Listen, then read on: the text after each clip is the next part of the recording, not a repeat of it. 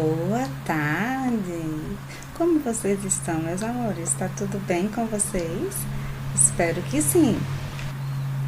Vamos retomar o nosso estudo do capítulo 9, meus amores, falando hoje sobre as pirâmides etárias. Na aula passada, nós conversamos sobre a população brasileira, né? Falamos da construção, né, dessa população, né, tão gigantesca que é a população brasileira. Conversamos sobre números, sobre a quantidade de homens, de mulheres, né? A quantidade de pessoas no território. Falamos de outros países, os países que são mais populosos e os menos populosos, os mais populosos como a China, né? Conversamos sobre coisas, né, que em boa parte a gente nem prestava muita atenção, né? E que nós vimos aí que é de grande importância para que um país consiga se desenvolver, tentando buscar igualdade, né, de oferecimentos de serviço para toda a população, não é isso? E estudamos inclusive gráficos que falavam sobre mortalidade, sobre natalidade, não é isso? Da população do nosso país. Nessa aula de hoje, nós vamos estar conhecendo um pouco mais, certo? Sobre essa construção da população brasileira, usando também alguns gráficos, certo? E é isso aí que tem na página 296. Vocês vão estar abrindo a plataforma na Rota 9, Sequência Didática 2, Pirâmides Etárias, página 296. E nós temos aí, ó, leia as informações e observe como a pirâmide etária brasileira mudou ao longo dos anos. A base da pirâmide é formada por crianças e jovens. A base, gente, é o início, o topinho não, o início, tá? O pezinho da pirâmide aqui, tá? E ele tá dizendo que ela é formada por quem? Crianças e jovens. O corpo, que é o restante, antes de chegar no topo, o corpo da pirâmide era formada pelos adultos e o topinho, tá? Representava a população idosa. Do lado esquerdo, o azulzinho, certo? Situa-se a população masculina. Então, todo esse azulzinho aqui do lado esquerdo são os homens. E o vermelhinho, quem? As mulheres. Os dados dessas pirâmides refletem a queda da natalidade e da mortalidade em nosso país, fruto de uma combinação de fatores, como a urbanização, a ampliação do saneamento básico, acesso à água tratada, maior participação da mulher no mercado de trabalho, o avanço na medicina, entre outros. Essa mesma informação aqui, meus amores, vocês têm no módulozinho de vocês, tá? Deixa a tia Sam dizer a vocês qual é a página. É a página 103 do módulo de vocês, tá bom, amores? Tem esse mesmo desenho dessa pirâmide, tá? E tem toda essa informação. O que é que eu quero que vocês façam? Lá embaixo, na página 103, embaixo do desenho dessa pirâmide aqui, tem toda essa informação, certo? Essa aqui, ó. Os dados dessa pirâmide refletem a queda da natalidade e da mortalidade em nosso país, frutos de uma combinação de fatores, que são urbanização, ampliamento do saneamento básico, acesso à água tratada, maior participação da mulher no mercado de trabalho e o avanço na medicina, entre outros. Que quer que vocês grifem tudo isso aí no módulozinho de vocês, tá bom? O tópico 2 vai trazer outra imagem, tá? Outra pirâmide. E nessa pirâmide aí, nós estamos vendo que as cores são diferentes. Ela tá falando da faixa etária, né? Pirâmide etária do Brasil lá no ano de 2017. Então, a base da pirâmide fala das crianças de 0 a 4 anos, tá? O meio da pirâmide, que é a pirâmide mais gordinha, tá? Diz que a população do Brasil é maior vamos lá, vamos analisar, entre os 20 até os 45 anos, tá? E a população de idoso naquela época entre mulheres e homens, mulheres verdinhos, homens, laranjinha, era bem pouquinho, entre 65 e 80 anos, tá? Então, é mais equilibrado agora, não é, gente? Aqui, ó, onde é mais gordinho, é mais equilibrado, diferente da outra, não é isso, pessoal? Então, por que é mais equilibrado? Porque agora nós já tínhamos mais qualidade de vida, já temos, né? Mais qualidade de vida para as pessoas, né? As pessoas conseguem ter mais acesso às necessidades básicas que um ser humano precisa, né? E aí, na página 297, nós temos o tópico vivência, que diz assim: leia as instruções a seguir com atenção. Elas ajudarão a fazer uma pesquisa sobre a população do Brasil. Então, vocês vão ter uma pesquisa aí, ó.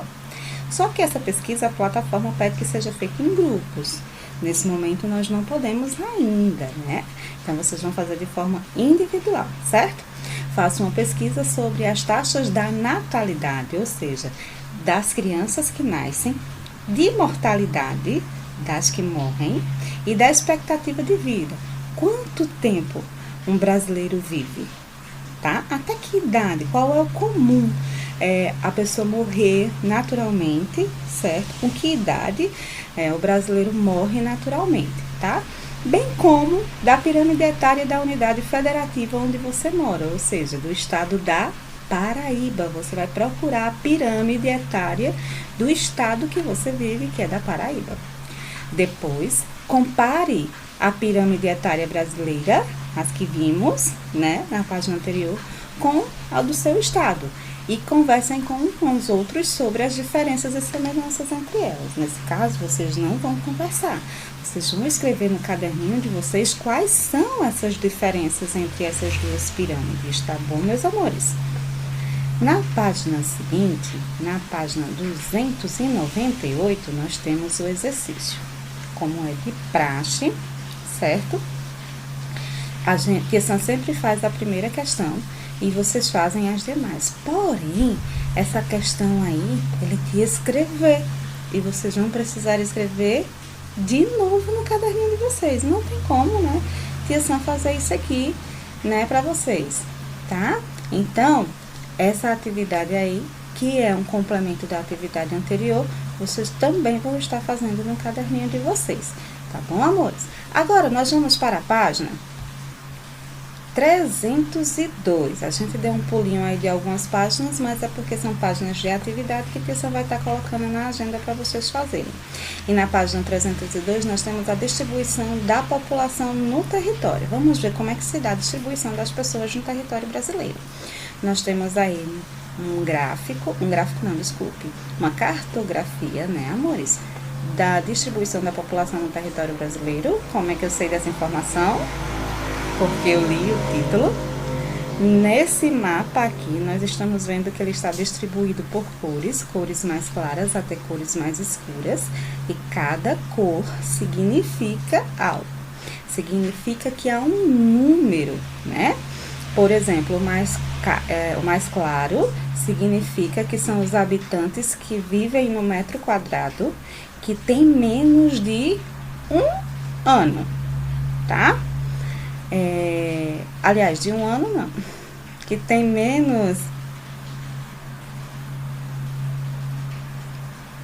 O mais claro, gente, significa que por metro quadrado há 1 habitante, certo? Então, por exemplo, nesse mais clarinho aqui, a cada metro quadrado nós encontramos 1 habitante brasileiro, tá? No mais escuro, então vamos lá, um problema mais escuro aqui em São Paulo, ó. Aquilo no litoral de São Paulo, tá vendo? Perto da capital, é onde tem o mais escuro. Significa dizer que por metro quadrado nós temos mais de 100. Olha só, né? Muita gente, não é isso, pessoal? Então, a população brasileira não está distribuída de modo igual, de modo semelhante. Por todo o território brasileiro, existem grandes áreas que são pouco habitadas. Quais são as que são pouco habitadas? Ali, ó, pelo Amazonas, por Roraima, Amapá. E qual é o que é mais habitado? Rio Grande do Sul, Nordeste, né? O Sudeste são os mais habitados, tá, amores? Então, essa distribuição acontece por quê? Pô, vocês poderiam perguntar assim, mas por que são, por exemplo, lá no estado de São Paulo, a quantidade de habitantes por metro quadrado é maior do que a do Amazonas, sendo que São Paulo tem um espaço territorial menor do que o Amazonas? Porque era justamente, gente, onde lá na década de 18 e 19 começou a desenvolver a economia do Brasil. Foi justamente nessas áreas aqui. Então saía-se muito pessoas das regiões menos favorecidas para vir para essas regiões que eram mais favorecidas. E até hoje ainda é assim.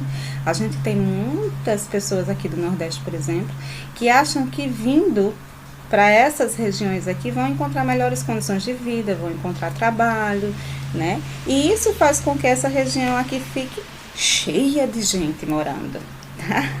Então ele diz assim, ó, a ocupação do território brasileiro se desenvolveu formando um contraste é uma diferença, tá?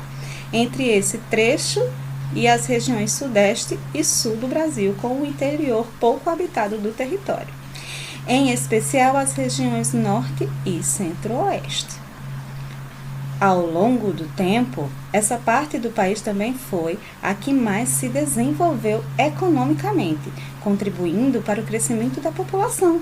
No século XX, a região sudeste, que é lá onde está São Paulo, por exemplo, se industrializou e atribuiu milhões de migrantes do restante do país. É o que eu disse a vocês. Aqui, né, é onde tudo acontecia economicamente, né, onde estava se desenvolvendo, onde, por exemplo, empresas de outros países vinham para cá e implantavam, né, suas instalações aqui. Então, o que é que acontecia? Essa galerinha daqui ou essa galerinha daqui, em busca de melhores condições de vida, corriam para aqui, né, para o Sudeste, e aí essa região, né, ficava bem mais gordinha com relação a pessoas morando lá, né. Então, milhões de migrantes do restante do país vindo se tornar a região mais populosa e povoada do Brasil. Essa característica faz do Brasil um país onde algumas regiões concentram mais população, enquanto em outras há um grande vazio demográfico. Exemplo de uma região que tem um grande vazio demográfico, aqui ó, Amazonas, Acre, Roraima, tá? 4. Reflita sobre o que pode fazer com que algumas regiões sejam mais concentradas em termos de população do que outras. E essa reflexão aí, né, que a Sam já mostrou para vocês como é que se dá, né, como foi que aconteceu. Se vocês forem buscar lá na história, que nós estamos vendo, inclusive na nossa disciplina, né, vocês vão ver a questão da imigração, da migração lá no século XVIII e XIX, que contribuiu muito para essa composição, né, tão gigantesca dessa população na região sudeste, certo? O censo é um dos vários estudos realizados para entender a população brasileira. Então, o que é um censo, gente? É um estudo feito por pessoas especializadas nessa área, certo? E que esse estudo vai falar sobre várias coisas que acontecem com a população brasileira, certo? Então, vocês têm essa informação aqui na página 105 do módulo de vocês, que eu quero que vocês grifem, tá? Vocês vão lá na página 105 de vocês, do módulo de vocês, e vão grifar até aqui, até brasileiro, desculpe. Vocês vão grifar que o censo é um dos vários estudos realizados para entender a população brasileira, tá? Grifa isso aí. Depois que vocês grifarem, tá, isso aí, o que é que vocês vão fazer? Presta atenção. Os censos feitos pelo IBGE, por computarem informações de autodeclaração em relação à cor da pele, mostram-nos como a população brasileira se identifica. Pelos resultados, é possível verificar que a população brasileira é fruto de miscigenação. Vamos por parte. Vamos olhar esse gráfico aqui que o IBGE deixou pra gente, tá? Como é que acontece? Saem as pessoas que trabalham no IBGE, tá? Na rua de uma determinada região. E eles começam a conversar e a fazer perguntas para as pessoas, e as pessoas começam a fazer as respostas, dar essas respostas a essas perguntas. E aí, quando eles perguntam assim para as pessoas, você acha que você é branco? Você acha que você é pardo? Você é indígena? Você é amarelo? O que é que você, como você se autodenomina, tá? Aí, isso é uma autodeclaração, porque a pessoa vai dizer o que é que ela acha que é. Tia Sam se acha branca, por exemplo, certo? E aí, de acordo com as respostas que essas pessoas dão, o IBGE vai montando esse gráfico, tá? Nesse gráfico aqui, nesse desenho, é uma, vamos dizer assim, uma imaginação, para vocês terem uma ideia, tá? Eu vou usar essa expressão, imaginação. O IBGE imaginou que se a gente pegasse 100 pessoas, tá? E fôssemos separar, de acordo com as respostas que foram dadas nessa autodeclaração, a população dessas 100 pessoas seria assim, ó. 45 brancos, 45 pardos e 9 pretos. Um amarelo ou um indígena. Seria assim a formação do povo brasileiro. O que significa que é uma mistura. E essa mistura se chama miscigenação, certo? No último censo realizado pelo IBGE em 2010 e na pesquisa nacional por amostra de domicílios em 2015, os resultados apontaram uma mudança importante na produção, na proporção, da população branca em relação à população não branca, certo? Então, o que é que ele quer dizer aqui, ó? Que o resultado dessa pesquisa apontou que há uma mudança quando as pessoas dizem assim, eu sou branco, eu sou mulato, eu sou negro, tá? Por quê? Mostrando que a população não branca, né, a população que se considerou não branca, ou seja, que era preta, parda, amarela ou indígena, tá certo? É maior, né, do que os que são brancos, tá? Ele diz assim, ó, a maioria colocou-se como não brancos, ou seja, a maior parte das pessoas que participaram desse questionário aqui, né, se colocaram como não brancos, ou seja, a maior parte, né? Por quê? Mas tia, essa lá não estava igual no gráfico, presta atenção. Aqui eu tenho quantos brancos? 45. Quantos pardos? 45. Já pardos já não são mais brancos, né? Então tá igual. Porém, há 9 pretos e um amarelo indígena. Só aqui eu tenho 10. 10 mais 45, 55. Então, a maior parte se considerou não branca. Tá, amores? E na página 306, ocupação do território brasileiro. Vimos que boa parte da população brasileira não se declara branca. Continue lendo para entender melhor a situação. A população negra e parda tem um histórico de marginalização em razão do processo de escravização de africanos nos períodos colonial e imperial e das heranças que deixou, certo? Aí, ó, a gente vem aqui, baixa a linhazinha e tem o texto, ó. Esta proporção aumenta nas regiões norte e nordeste, com mais de 70% da população tendo se declarado não branca. Apenas no sul, a população branca permanece majoritária, ou seja, a maioria dos brancos, né, se considerou branco foi lá no sul. Já na região sudeste, quase metade da população não se declarou branca. Ao analisarmos o nível de educação, de renda e as condições gerais de vida, percebemos que a população negra e parda continuam marginalizadas. Quando eles dizem marginalizadas, gente, desculpa aí, correu aí o negócio. Menos favorecida, com menos estudos, tá? O que é fruto de uma herança histórica, lá dos africanos ainda, da época do Império, tá? Resultado do processo da escravidão de negros que ocorreu ao longo de alguns séculos no Brasil. A maior parte da população que ocupa as periferias precárias do nosso país pertencem a esses grupos. E aí tem uma curiosidade, né? Para compreender a composição da população brasileira, é sempre interessante rever a trajetória histórica de cada grupo. No Brasil, a população nativa corresponde aos indígenas. Os brancos correspondem aos europeus que colonizaram, né? Que foram os portugueses. E os que emigraram para o país, que são os negros, né, correspondem aos africanos que foram trazidos à força e escravizados. A união entre pessoas desses povos deram origens aos pardos, pardos é a mistura de negro, indígena, português, tá? E também aos mestiços. Ok, amores? Então, nossa aula hoje foi isso aí, tá? Vocês vão estar fazendo as atividades que a Tessã vai deixar para vocês lá na agenda, tá bom, meus amores? Um beijo bem grande para vocês. Façam tudo bem direitinho, tá? Lembrando que tudo que vocês estão fazendo, se possível, manda a foto pro e-mail de Tessã, porque está sendo registrada as notas qualitativas de vocês, tá bom, amores? Um beijo enorme. Até a próxima aula. Tchau, tchau.